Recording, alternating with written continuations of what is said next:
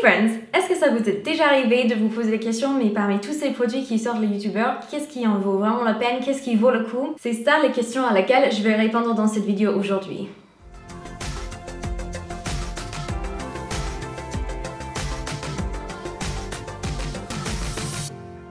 Juste pour être clair sur toutes mes petites partialités au départ, moi je suis quelqu'un qui est très team internet. J'ai trop envie que YouTube marche. J'ai envie que ces personnes qui essaient vraiment de vivre de leur passion, qu'ils arrivent. Parce que tout simplement, on va essayer de le dire, faire des vidéos, c'est absolument chouette. Mais YouTube, surtout en France, on ne gagne pas assez d'argent normalement, sauf pour s'il y en a genre 3 millions d'abonnés. Pour gagner notre vie juste avec les vues, juste avec les publicités, c'est pas possible. Du coup, il y a beaucoup de youtubeurs qui sortent les produits pour aider à complémenter, pour pouvoir y arriver et pouvoir vivre de leur passion. C'est que moi, je trouve personnellement chouette. Surtout quand c'est un produit qui leur ressemble, qui ressemble à leur communauté et aussi qui est d'une bonne qualité. Du coup, aujourd'hui, je vais vous parler des produits que soit j'ai acheté moi-même et dans le cas des 2 produits, on me les a envoyés. Commençons avec une des plus grandes youtubeuses. On a le rouge à lèvres par MAC et par Marie de Enjoy Phoenix. Alors ça c'est un truc où ça fait polémique avant que ça soit sorti. Il y avait plein de gens qui pétaient un câble parce qu'ils voulaient pas qu'elle collabore avec MAC. Par contre elle en parle depuis des années de MAC. Mais voilà, elle a sorti son petit rouge à lèvres que personnellement, moi je lui donne une note de A. On va les donner selon les notes américaines pour l'école. Si vous ne savez pas encore comment ça marche, les notes aux États-Unis, dans les écoles et tout ça, je vous mettrai le lien pour la vidéo dans le titre, carte par là ou par là, j'oublie toujours le côté, et aussi dans le barre d'infos. Comme ça, vous allez mieux suivre. Mais franchement, c'est exactement la même qualité que tous les autres rouges à lèvres MAC. Là, c'est une finition glaze, donc déjà, il faut savoir si ça, c'est une finition qui vous plaise ou pas.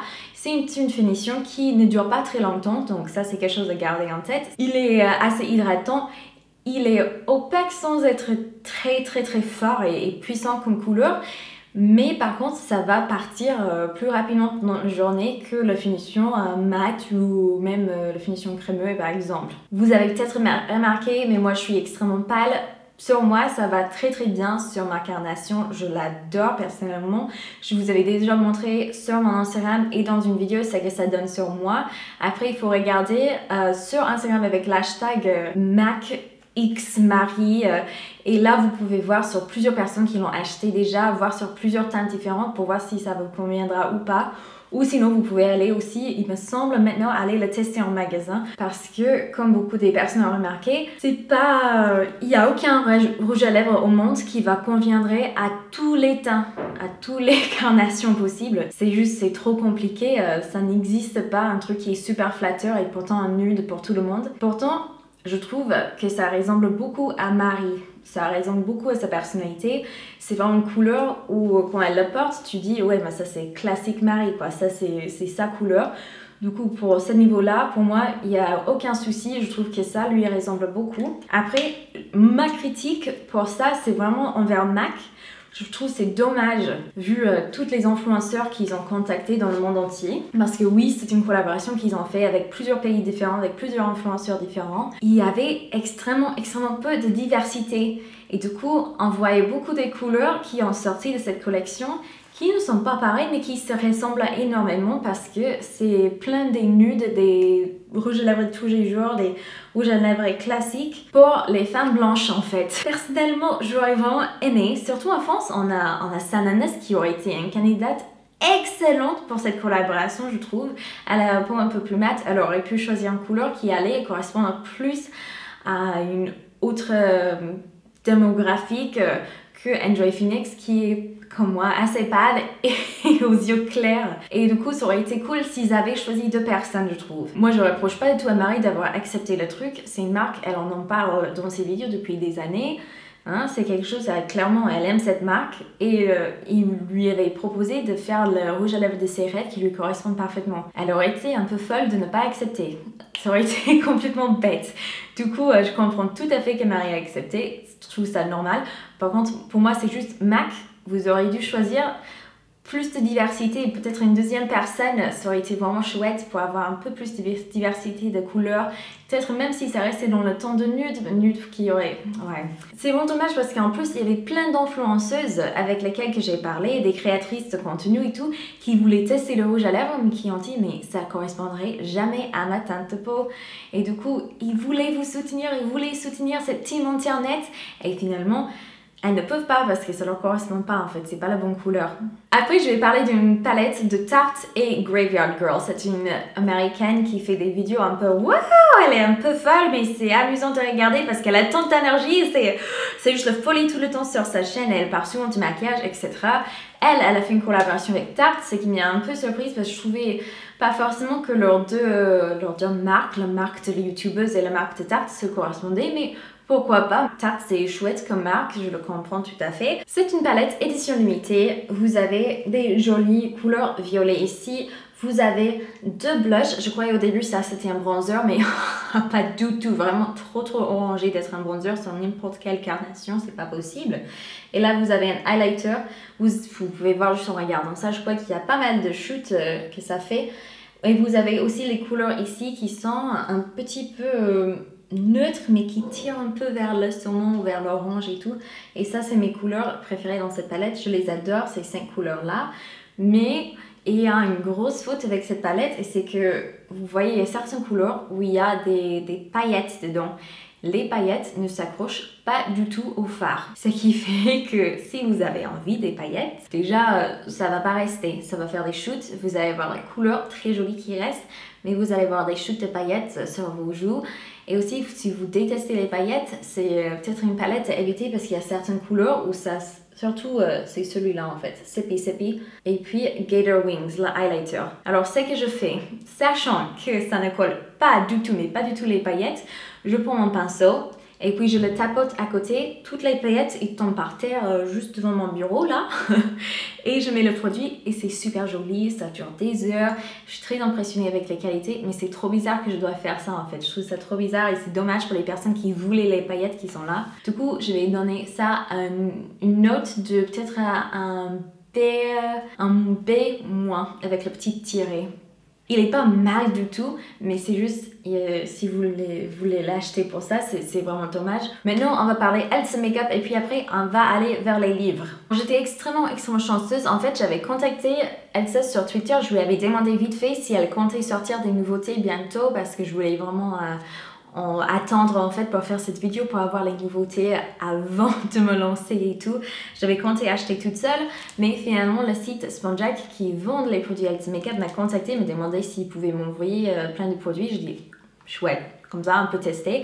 Et je vais commencer avec mes produits préférés et aller vers des flops en fait. Elsa, c'est une fille que j'aime beaucoup ses recommandations, j'aime beaucoup sa façon de se maquiller. Je l'ai jamais rencontrée dans la vraie vie, on n'est pas copines, mais pourtant je l'apprécie vraiment en tant que créatrice et c'est quelqu'un que je respecte énormément. Donc voilà d'où ça vient ma perspective par rapport à tout ça. Gros coup de cœur pour ces deux palettes. Pour moi, ça c'est les deux qui sont juste... je les porte tous les deux aujourd'hui. Les highlighters sont énorme, trop beau.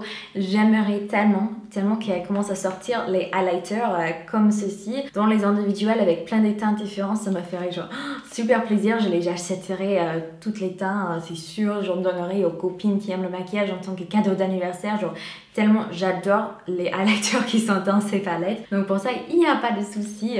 Là, je porte sur les yeux aujourd'hui, c'est Twinkle Lights. Elle en a d'autres aussi grandes palettes comme ça et j'imagine que la qualité est similaire. En tout cas, pour les fards, je trouve que les qualités lui ressemblent. Les trucs qu'elle recommande d'autres marques, qu'elle critique dans d'autres marques, dans ses vidéos, vous retrouvez complètement ses goûts dans ces palettes là, je trouve. C'est vraiment top.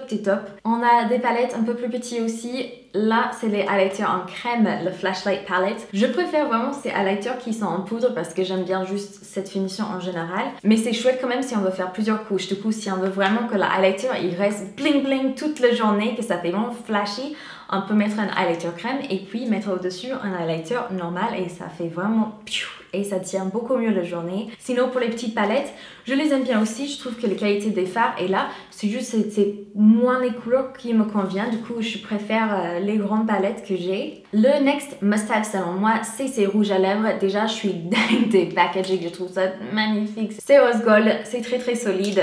Les couleurs sont absolument sublimes, c'est des couleurs tendance, c'est les couleurs qu'on pourrait attendre de Elsa. Je trouve que encore, ce sont des choix qui leur ressemblent complètement.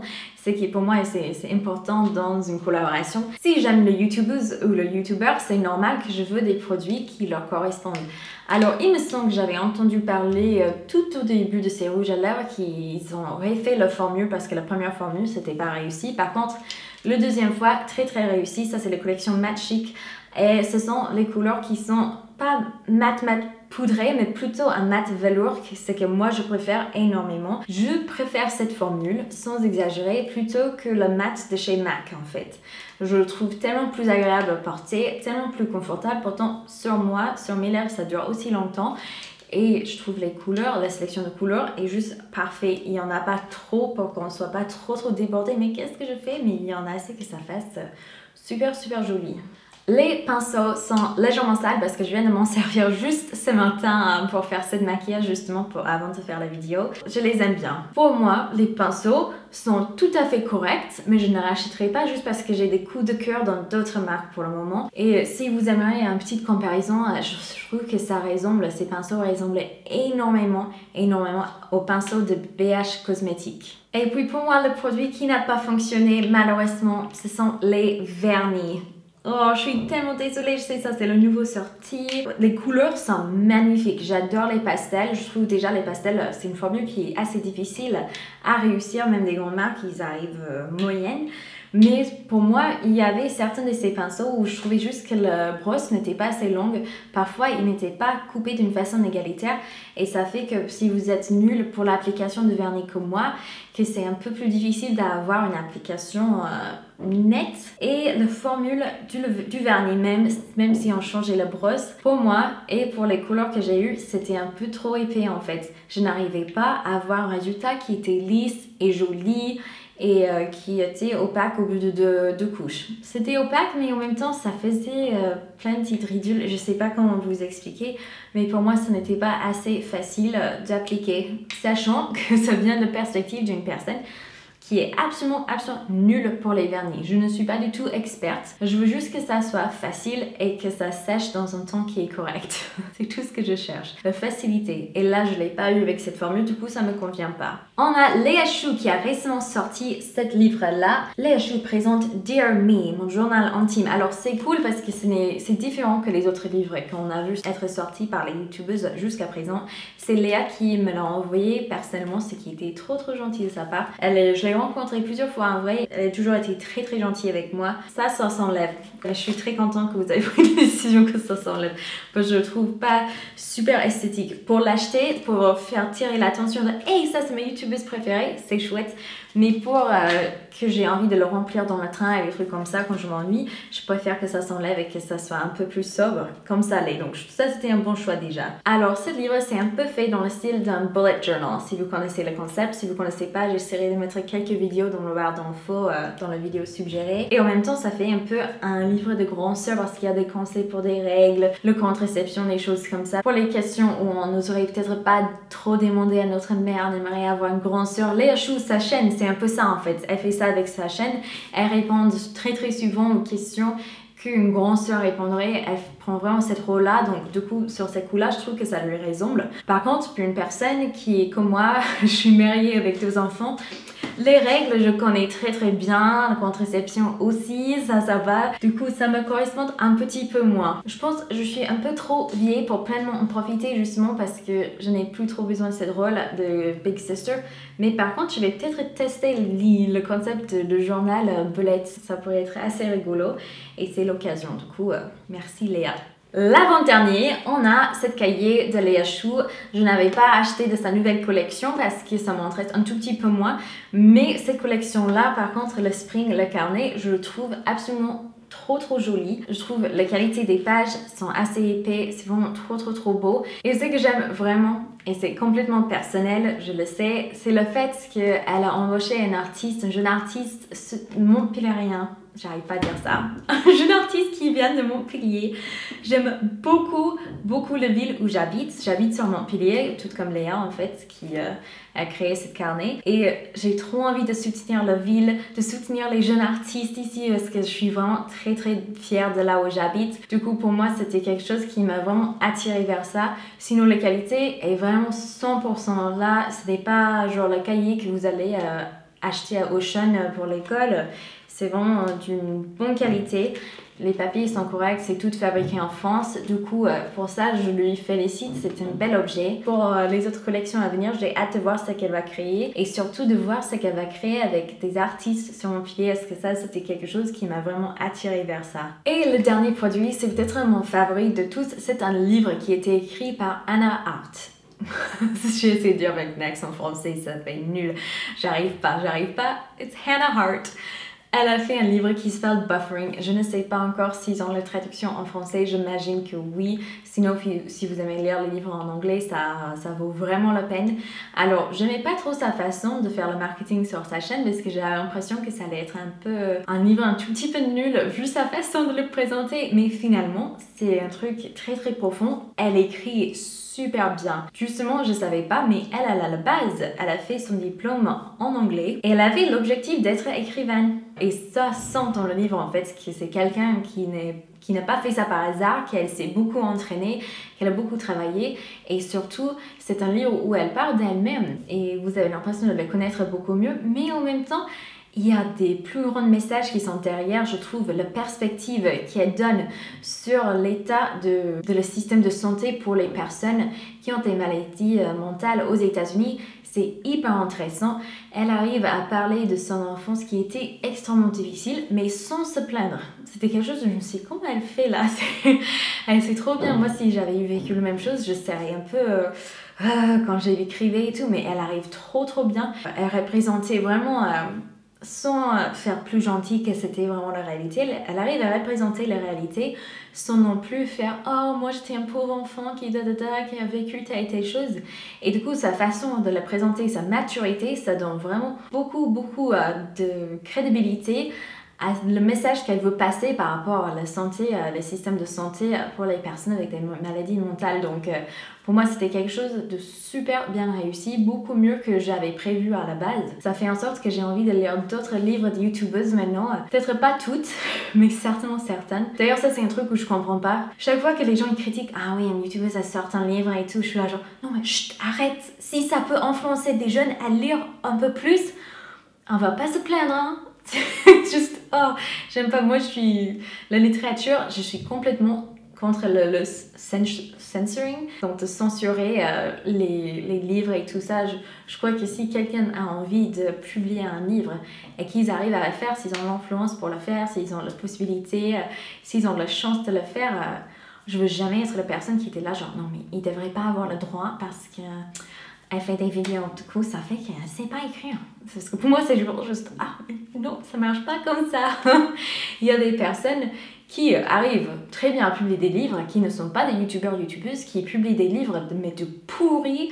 Et il y a des youtubeuses aussi qui font des trucs pourris et des youtubeuses qui font des livres super.